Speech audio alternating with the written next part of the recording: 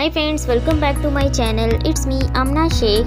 Here I am welcome you to all another important literary series related to literary criticism term. In this series we will learn a lot of different terms related to literary criticism. Before I start with this lesson, I request you to all to like, share and subscribe to our channel and also press the bell icon for all updated lessons regarding English language and literature. Let's get started and move to our topic.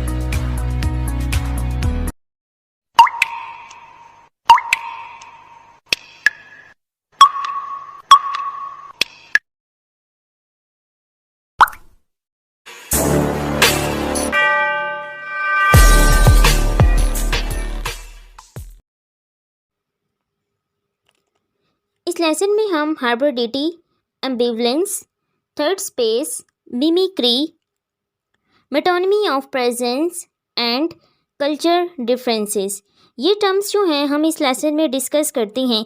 ये term हम इस lesson में एक साथ क्यों discuss कर रहे हैं, क्योंकि इनका आपस में रिलेशन है और ये कॉन्सेप्ट एक ही क्रिटिक ने हमें दिए हैं, इसलिए हम इन टर्म्स को एक ही साथ डिस्कस करेंगे। आगे आने वाली जो टर्म्स होंगी उनको हम वन बाय वन एक अलग सेपरेट वीडियो में डिस्कस करेंगे। फर्स्ट ऑफ ऑल हम अगर इसमें जो हमारे क्रिटिक हैं होमी के बाबा, जिनकी ये टर्म्स हैं, इनका अगर शॉर्ट इंट्रोडक्शन देखें तो ये पारसी फैमिली से बिलोंग करते हैं, लेकिन ये एक इंग्लैंड के क्रिटिक के तौर पर जाने जाते हैं। इन्होंने ये कॉन्सेप्ट किस लिए दिया और ये कॉन्सेप्ट पोस्ट कॉलोनियल लिटरेचर यानी पोस्ट कॉलोनियलिज्म में भी काउंट किए जाते हैं, क्योंकि ये जो इनका कॉन्सेप्ट है हाइब्रिडिटी, मिमिक्री, एम्बिवलेंस, ये सब हमारे पोस्ट कॉलोनियलिज्म थ्योरी के साथ रिलेट करते हैं। फर्स्ट ऑफ ऑल हम हाइब्रिडिटी को समझने से पहले मिकाइल बाख्ते का एक कॉन्सेप्ट है उसको देखते हैं कि वो क्या है। मिकाइल बाख्ते ने एक कॉन्सेप्ट दिया था डायलॉजिक का। डायलॉजिक होता है कि म्यूचुअलिटी बिटवीन रिलेशनशिप, यानी कि जब आप दो चीज़ों के दरमियान एक ताल्लुक़ यानी एक रिलेशन देखते हैं और उस रिलेशन को फाइंड करना चाहते हैं, तो इसको इन्होंने डायलॉजिक का नाम दिया था मिकाइल बाख्ते ने। इसी से होमी के बाबा ने जो ये टर्म है ये बारो की है, यानी कि कॉन्सेप्ट बारो किया है इस टर्म से। बेसिकली ये टर्म जो है चार्ल्स डार्विन ने फर्स्ट टाइम यूज़ की थी, जिसका मतलब था क्रॉस फर्टिलाइजेशन, यानी कि हाइब्रिड का मतलब ये होता है कि जब हम दो अलग अलग चीज़ों के मिलाप से एक नई चीज़ तैयार करते हैं, यानी कि उनके क्रॉस रिलेशन से एक नई फर्टिलाइजेशन की जाती है, इसको हम हाइब्रिड कहते हैं। इसी से इन्होंने ये टर्म हाइब्रिडिटी फाइंड की थी। इसके अलावा इन्होंने ये टर्म एडवर्ड सईद से भी बारो की है। बेसिकली ये कॉन्सेप्ट जो है वो इन्होंने पॉपुलर किया है हाइब्रिडिटी का। अब हम सबसे पहले इसकी डेफिनेशन के बाद इसका कॉन्सेप्ट देखते हैं, देन आगे इनके फर्दर जो टर्म्स हैं उसको इसके साथ लिंक करके देखेंगे कि वो इनके साथ किस तरह लिंक हैं और वो किस तरह पोस्ट कॉलोनियल लिटरेचर और लिटरेरी क्रिटिसिज्म में काउंट किए जाते हैं। The term hybridity has been used to describe a condition in which these boundaries of identity are crossed, resulting in illegitimate wrestle mixing, यानी कि ये टर्म जो है इन्होंने पोस्ट कॉलोनियलिज्म में फाइंड की थी, क्योंकि ये पोस्ट कॉलोनियल लिटरेचर के साथ लिंक करती है। और एज अ क्रिटिक इन्होंने कॉलोनाइज़र और कॉलोनाइज्ड, क्योंकि जो कंट्री कॉलोनाइज होती हैं और जो उनको कॉलोनाइज करने वाले होते हैं उनके रिलेशनशिप बताए हैं इन्होंने कि उनके रिलेशन किस तरह होती हैं। जब हम पोस्ट कॉलोनियल लिटरेचर पढ़ते हैं तो उसके अंदर हम ब्रिटिश, यानी कि जिन कंट्रीज़ को ब्रिटिश ने कॉलोनाइज्ड किया था, यानी कि ब्रिटिश एज अ कॉलोनाइज़र, और जिन कंट्रीज़ को उनके अंडर यानी उन पर रूल किया जाता है उनको हम कॉलोनाइज्ड कहते हैं। तो इनके जो आपस में रिलेशन थे, बाज़ औक़ात इनके रिलेशन अच्छे होते हैं और बाज़ औक़ात इनके रिलेशन अच्छे नहीं होते हैं। तो इसी तरह ये इनके रिलेशन से ही ये तमाम टर्म्स जो हैं वो रिलेटेड हैं।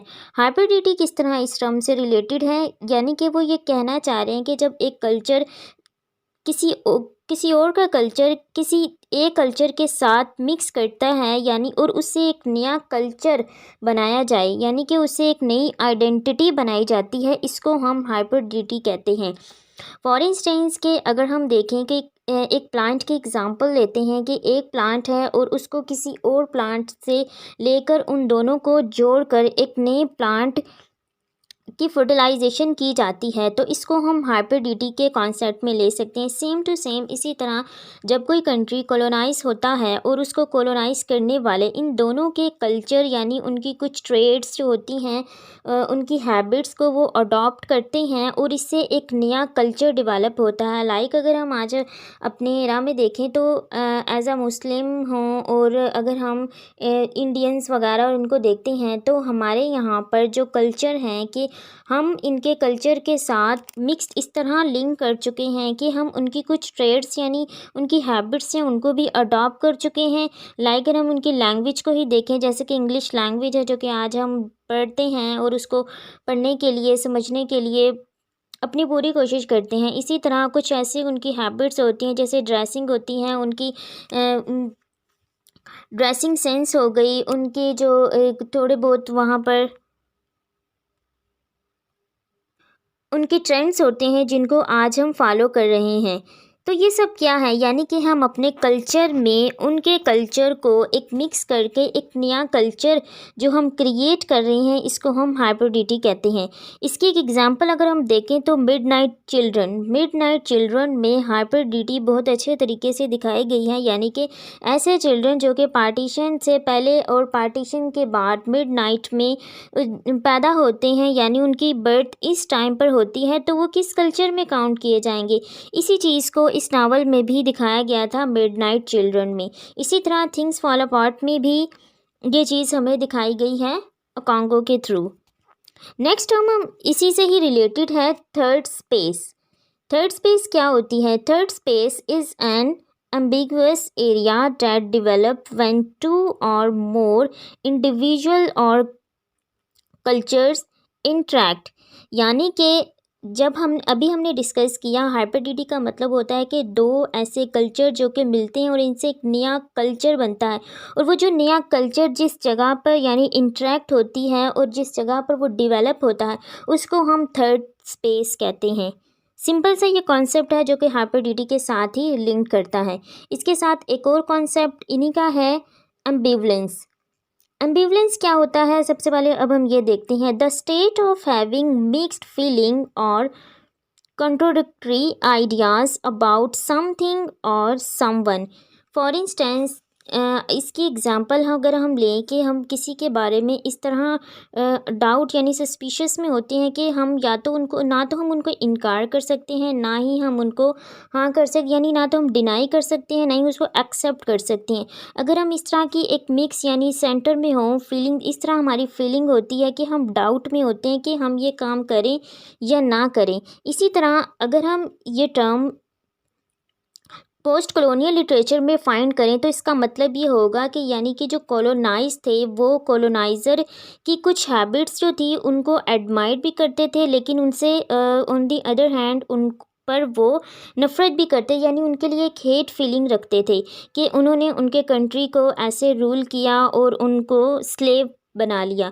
इसी तरह अगर हम देखें अ पैसेज टू इंडिया, इसके अंदर हमने ये देखा थिंग्स फॉल अपार्ट में। पैसेज टू इंडिया में अगर हम देखें तो वहाँ पर जो कुछ इंडियंस हमें दिखाए गए हैं, इंडियंस एंड मुस्लिम, वो उनको एडमायर भी कर रहे हैं, लेकिन ऑन दी अदर हैंड वो उनकी कुछ इस हैबिट को पसंद नहीं करते कि उन्होंने उनके कंट्री को ऐसे कॉलोनाइज़ किया और उन्हें स्लेव बनाया, यानी कि वो मिक्स फीलिंग में ना वो उनको पसंद भी कर रहे हैं और उन पे जो हैं वो और उनके लिए एक हेट की फीलिंग भी रखते हैं। इसी को हम एम्बिवलेंस कहते हैं, यानी कि हम एक सेंटर की जगह पे हैं कि हम इसको एडमायर करें या ना करें।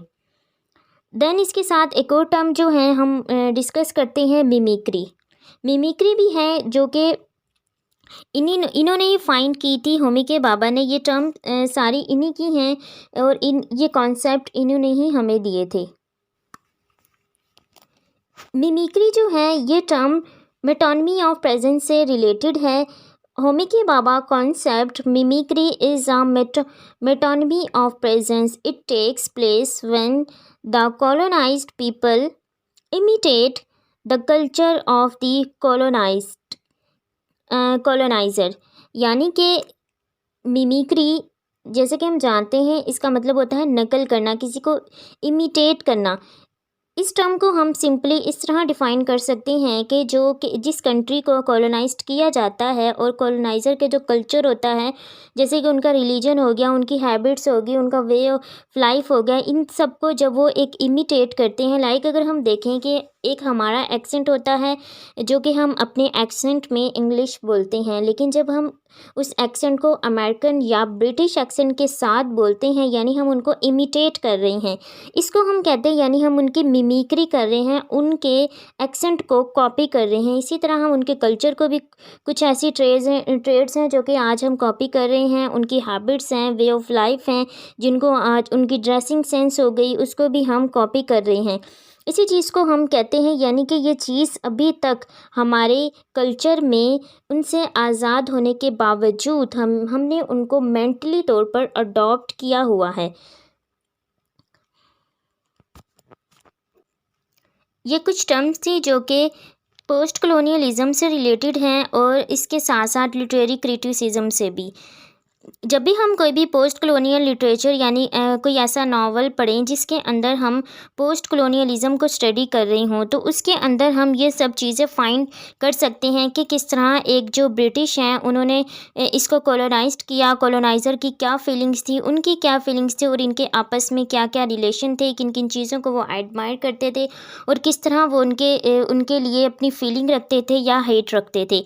इन सब को ही हम इस टर्म के थ्रू आइडेंटिफाई कर सकते हैं। कोई भी अगर पोस्ट कॉलोनियल लिटरेचर हो उसमें हम अब आसानी इन टर्म्स के थ्रू एनालाइज कर सकते हैं कि बेसिकली जो राइटर है वो हमें क्या सिचुएशन दिखाना चाह रहा है।